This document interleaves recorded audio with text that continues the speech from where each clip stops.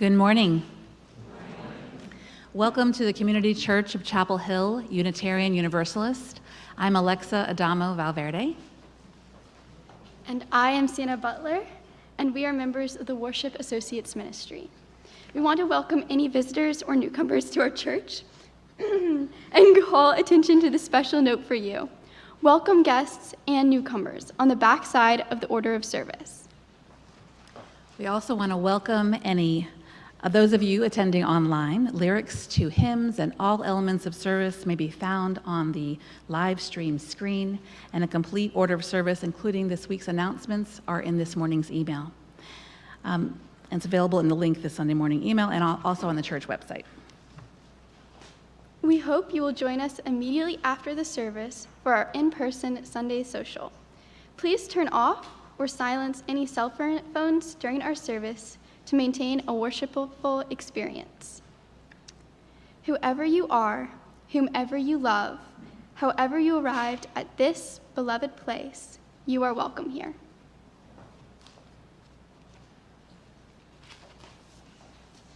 And now for Within These Walls, we will hear from Terry Baker about the Community Concert Series.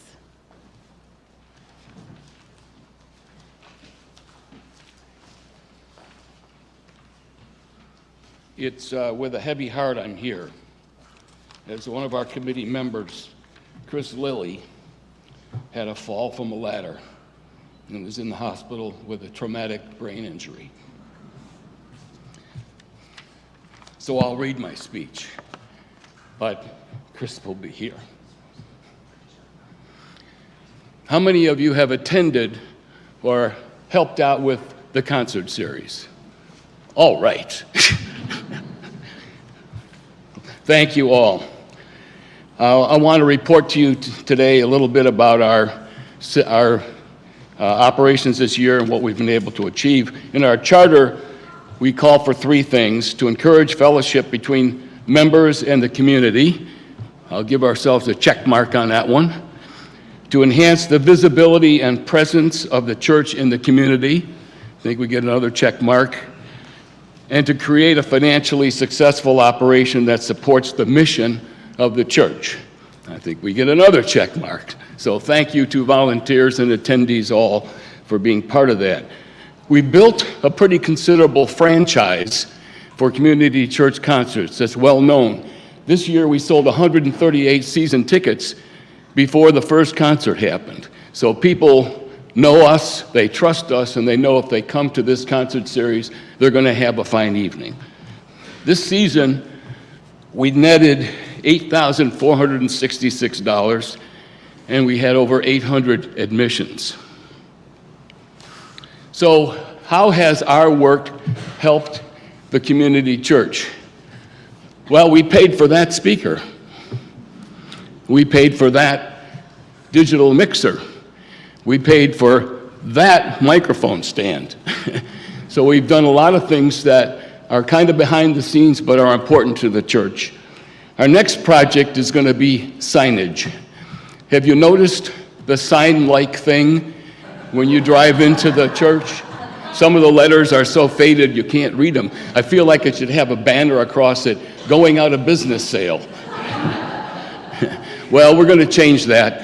And so when you see the new signage go up, remember that the Community Church Concerts Committee is responsible for funding that. If you're interested in being part of our committee, we'd love to have you.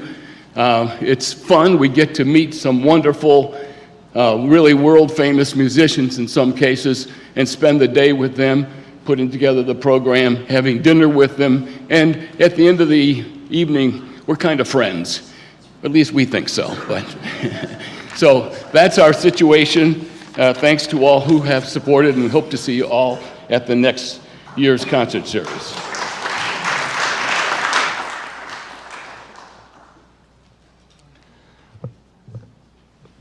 Before we go into our first hymn this morning, I just wanted to follow up on the first thing that Terry said, which is that I too learned about 10 minutes before the service this morning that church member Chris Lilly had a fall yesterday and is in the hospital. And I'll be following up between services to try to find out what I can. but just let us take a moment before we enter into song, and let us take just a moment and hold Chris in our hearts.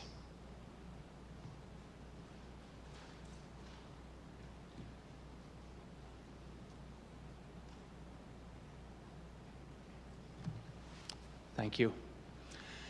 Let us rise in body or in spirit and sing our opening hymn of the morning. It is number 1073, "The Earth is Our Mother." I invite you to sing out.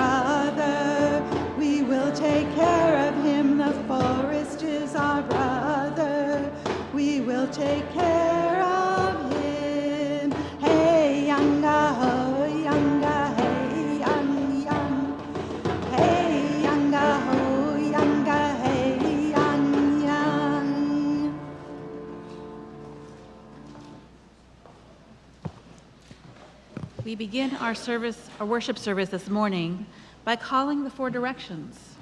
We ground ourselves in this world and honor our connection to the world around us.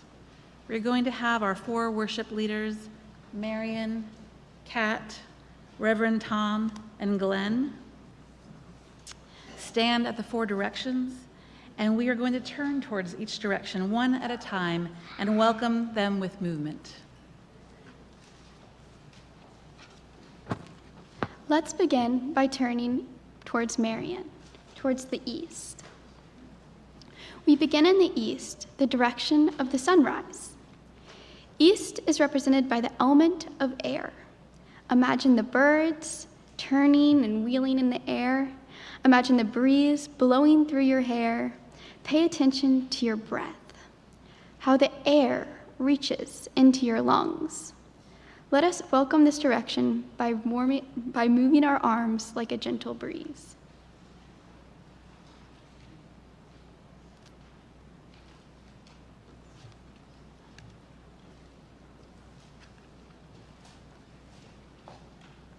Next, we turn towards Kat, towards the south. For us in the Northern Hemisphere, the south represents warmer climate. The element related to south is fire. Fire is a force of transformation and change. Fire cooks food, bakes bread, toasts marshmallows. As we celebrate the spring equinox, we pay special attention to the changes and transformations in our lives. Let us welcome this direction by moving our fingers like dancing flames.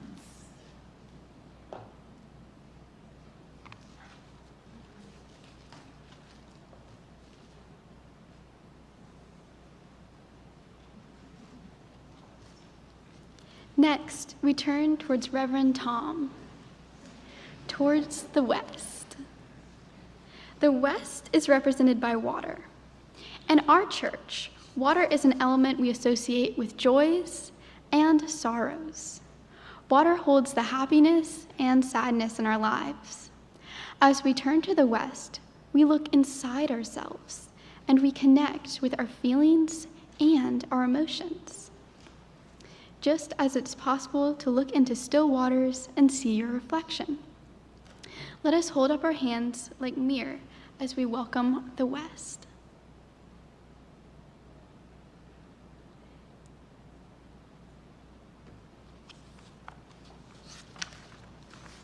Finally, we turn towards Glen, towards the north. The north is represented by the earth, the ground beneath our feet. The earth represents wisdom and feeling well grounded in yourself. Pay attention to your connection to the earth and pay attention to the great force of gravity holding you upon the earth. As we welcome the element of earth, let us reach down with our arms, feeling gravity pulls us down.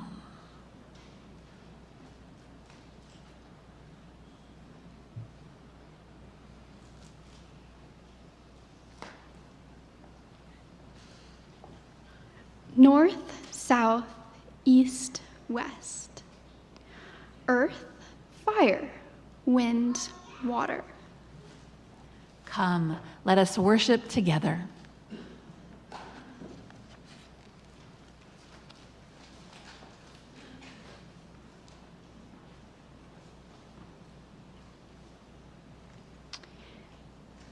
We light this chalice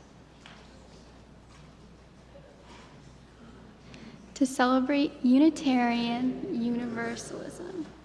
This is a church of the open mind. This is the church of the loving heart. And this is the church of the helping hands.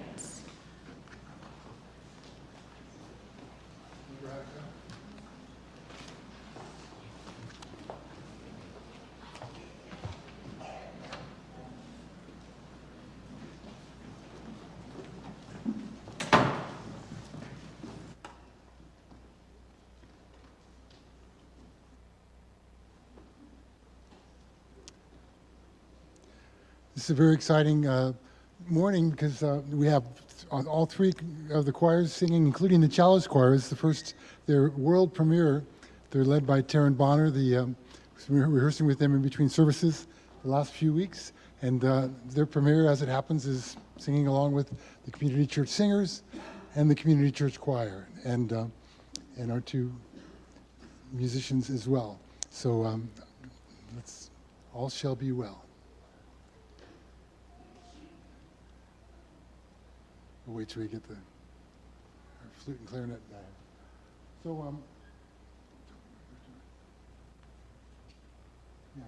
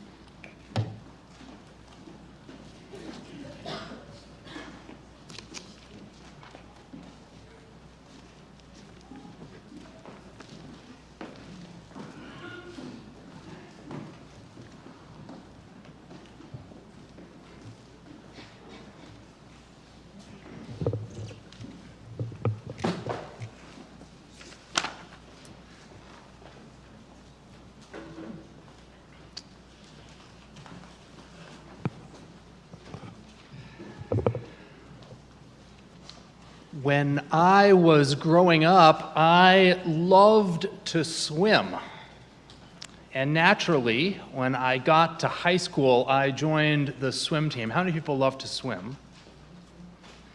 And my first year, I competed in a lot of races. I swam the freestyle, swam the backstroke, and even swam the breaststroke. But in the last swim race of the year, the coach told me that he was going to have me swim the butterfly. There was one problem. I didn't know how to swim the butterfly. When it came time for the race, I flopped around and tried to do the butterfly as best as I could, but I was very, very slow. But I decided after that I wanted to learn how. So all that summer I practiced and practiced and practiced some more. And one day, not soon, but many, many months, even a year later, it all clicked. And the rhythm of the stroke made sense. And butterfly became my favorite swim stroke of all. So for this morning, Kat gave me a book that she likes, and the book is called The Magical Yet by Angela DiTerlizzi. The Magical Yet is a truly magical book. In the book, the magical Yet appears as a bright pink fairy with 24 pink feathers for wings and 12 pairs of antennae and big, beautiful eyes. You can imagine it like a very large butterfly fairy flapping around. And the book begins like this. There are days when your dreams haven't come true, or you're upset by the things you can't do. If you've lost or failed or cried just a bit, and you're tired of waiting and you're ready to quit, like that shiny new bike you couldn't ride. And it didn't matter how hard you tried. You couldn't pedal, and you couldn't steer, and you couldn't get that bike into gear. Then, when you thought you were on the right track, you popped a wheelie and ended up on your back. And in the book, there's a sad picture of a child who has fallen off their bike. And just as the child is about to give up on bike riding forever in the book, that's when the magical Yet appears. Can I tell you about the power of the magical Yet? Let me see if I can show you this magic. I'm going to call on some people and pick on some people here. I want to start with Kat. Kat, do you know how to speak Japanese? No. But with the magical Yet, here's how the answer goes. Kat, do you know how to speak Japanese? Not. Ooh, that's very different, isn't it? No, I don't know how to speak, or I don't know how to speak Japanese yet. Alexa, have you ever climbed Mount Kilimanjaro? Not. No, but we're going to try that again with a yet. Have you ever climbed Mount Kilimanjaro? Not yet. Not yet. Ooh. Sienna, do you have your driver's license? Oh, but let's try this. Let's try this again. Sienna, do you have your driver's license? Not yet. The yet is just 3 letters, right? It's a little word, but it makes a big difference. So here's what the author says about the magical yet. With this yet's magic, you can begin to see that you're going beyond where you've been. There are so many things that you've learned to do when you didn't know the yet was with you. Like when you babbled before you could talk, like how you crawled before you could walk. This yet finds a way even when you don't, and yet know you will when you think you won't. So later this week is the spring equinox. Each year there are 2 equinoxes, the spring equinox and the fall equinox, and each year there are 2 solstices, the summer solstice and the winter solstice. The solstices are the times of the longest day and the longest night. The summer solstice is the day of the year with the most daylight, and the winter solstice is the day of the year with the longest dark. And the equinoxes, which the spring one is coming up in just a couple days, the equinoxes are when daytime and nighttime are equal in length. 12 hours of daylight and 12 hours of nighttime. And the cool thing about all of these is that they're times of change and transition, and the spring equinox is especially about transition, because it's all about possibility. Spring is a time when light is returning and life is returning. The flowers get ready to bloom. They may not have bloomed yet, but they will. The trees get ready to get their leaves back. They haven't got their leaves yet, but you know those leaves will be here soon. A couple days ago, my family, we went to the frog pond at the botanical garden, and I saw lots and lots and lots of frog eggs in the frog pond. Soon they'll become tadpoles, and then they'll become frogs, just not quite yet. But you know those frogs are on their way.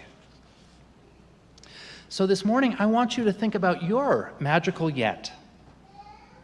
Be patient. You can't do it all overnight. Some things take days, months, or years to get right. But if you keep leaping, keep dreaming, keep wishing, keep waiting, keep learning, keep trying, keep missing, with the yet as your guide along the way, you'll do so many things that you can't do today. Don't stop now. You've got so much to do. The good news is the yet grows with you.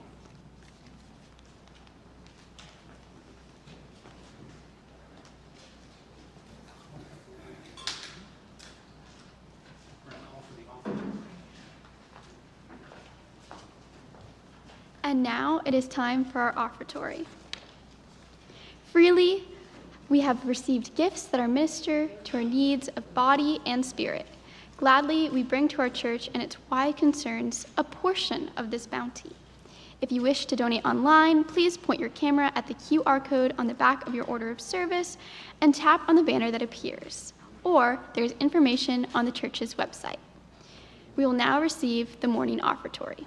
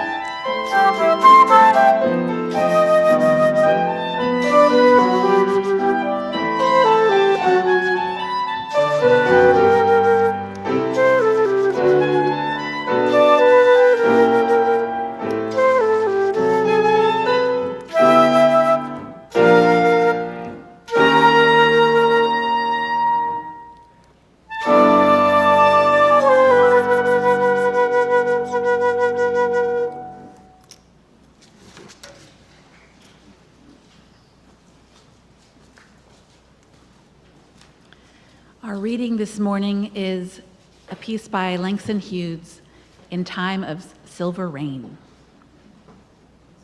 In time of silver rain, the earth puts forth new life again. Green grasses grow and flowers lift their heads, and all over the plain the wonder spreads. Of life, of life, of life. In time of silver rain, the butterflies lift silken wings to catch a rainbow cry, and trees put forth new leaves to sing in joy beneath the sky. When spring and life are new. Please join in our sung meditation, number 396 in the gray hymnal, I Know This Rose Will Open.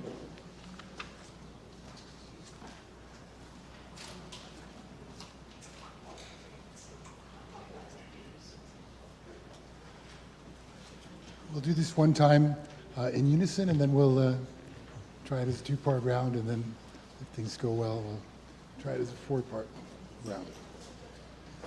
So if anybody else wants to come and help lead the parts of the round, it'd be great.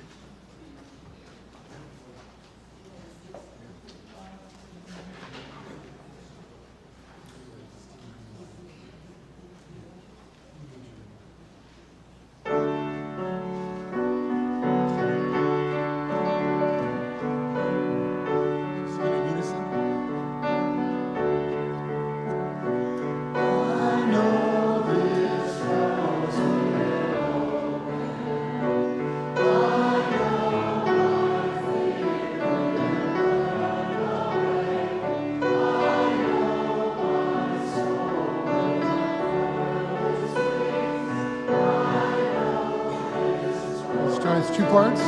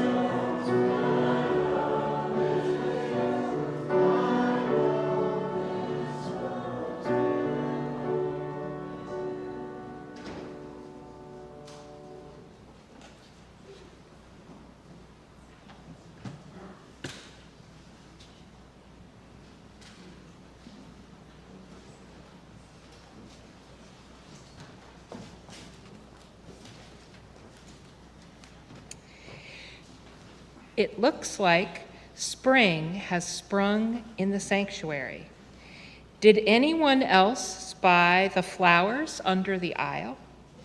If you are the person who is sitting closest to the center aisle, reach under your seat for the basket of flowers.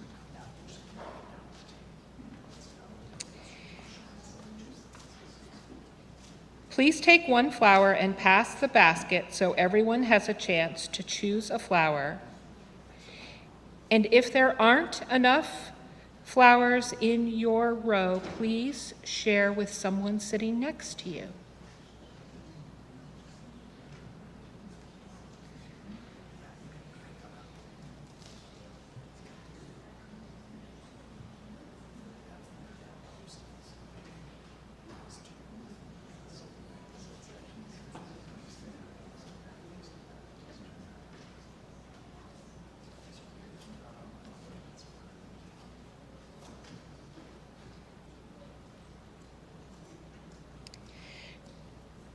You have a beautiful flower.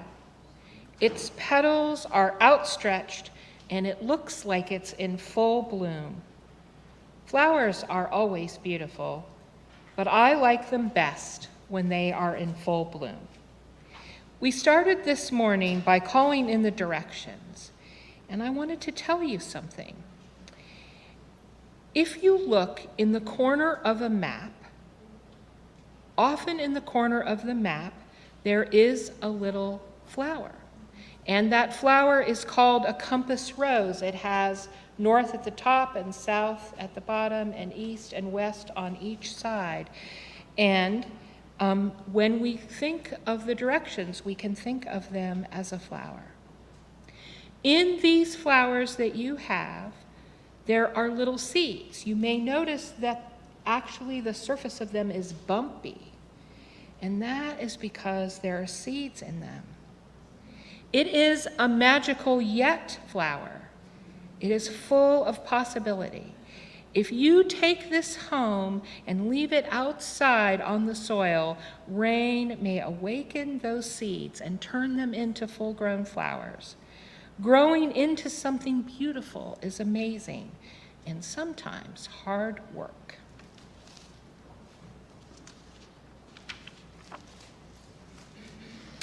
Yes, it is. It reminds me of a way we like to share about our day at my house. Often at dinner, we'll share about our day, and we do a version of this sharing called Rose, Bud, Thorn. My child is looking at me skeptically. There are lots of variations on this, though. I've heard of mad, sad, glad, or like, wish, what if. Does anybody do another version?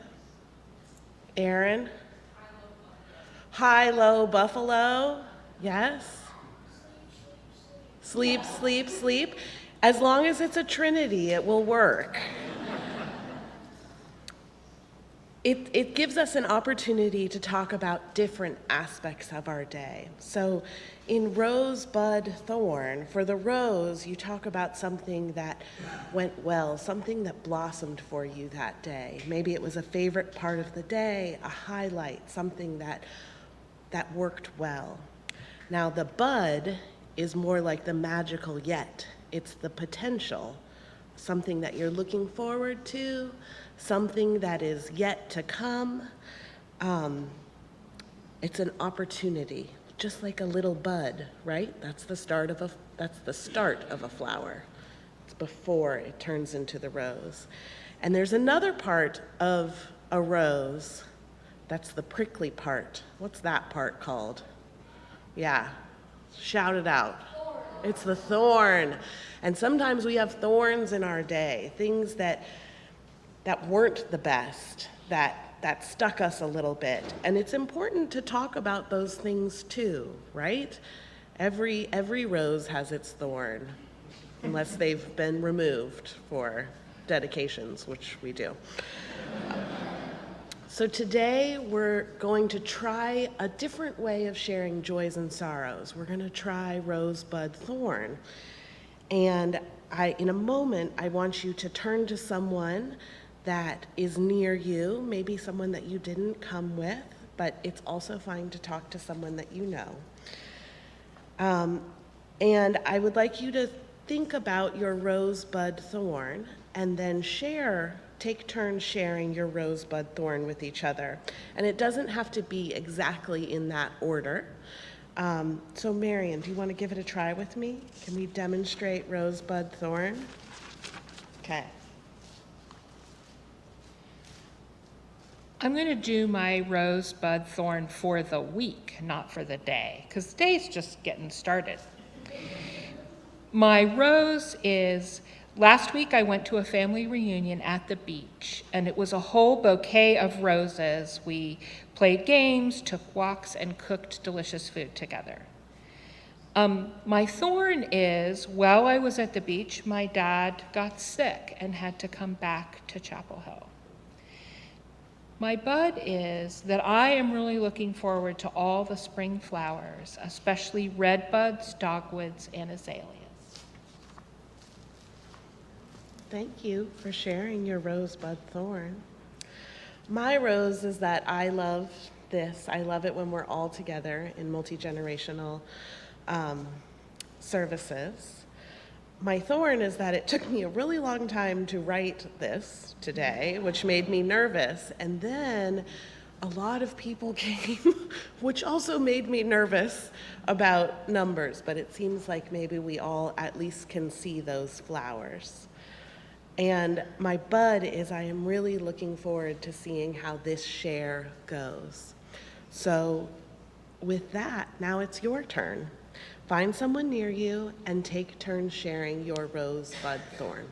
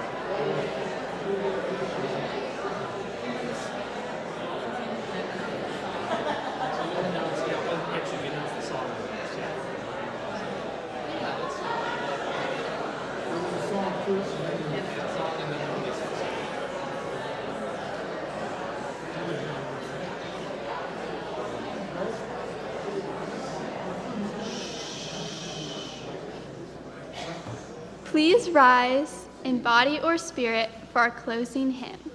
Number 61 in the gray hymnal, The Earth Awakes Again.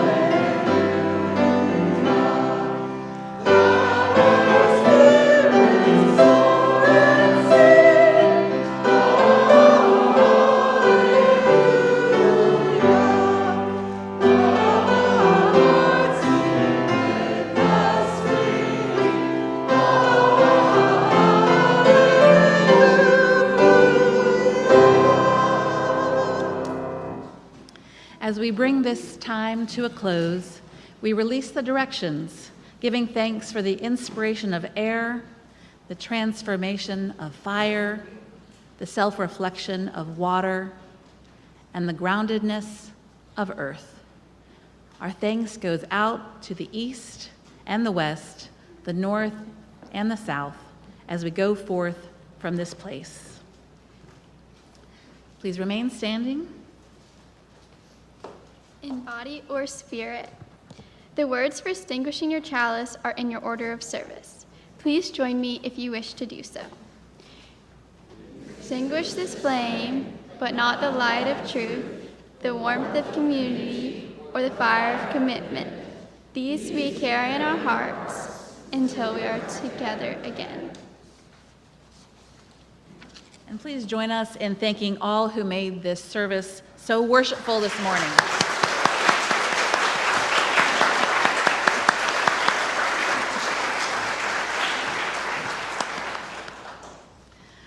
And if you will, join us in singing Shalom. The words are in your order of service. As you are comfortable, please hold hands with the person next to you or cross them over your heart.